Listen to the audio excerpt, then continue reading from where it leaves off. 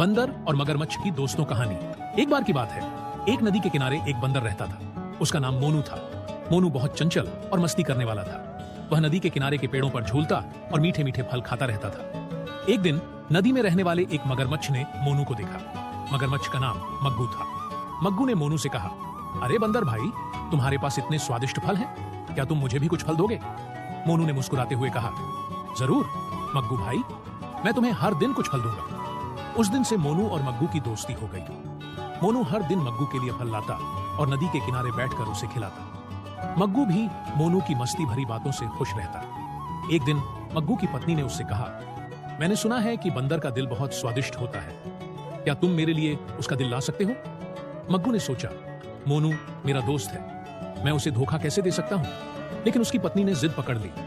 आखिरकार मग्गू ने मोनू को धोखा देने का फैसला किया। अगले दिन मग्गू ने मोनू से कहा, मोनू भाई, मेरी पत्नी तुम्हारी तारीफ कर रही थी, वह तुमसे मिलना चाहती है, क्या तुम मेरे साथ चलोगे? मोनू खुशी खुशी मग्गू की पीठ पर बैठ गया। नदी के बीच में पहुंचने पर मग्गू ने सच्चाई बताई। मोनू, मेरी पत्नी तुम्हारा दिल खाना चाहती है, मुझे माफ करना, लेकिन मैं तुम्हें धोखा दे रहा हूं।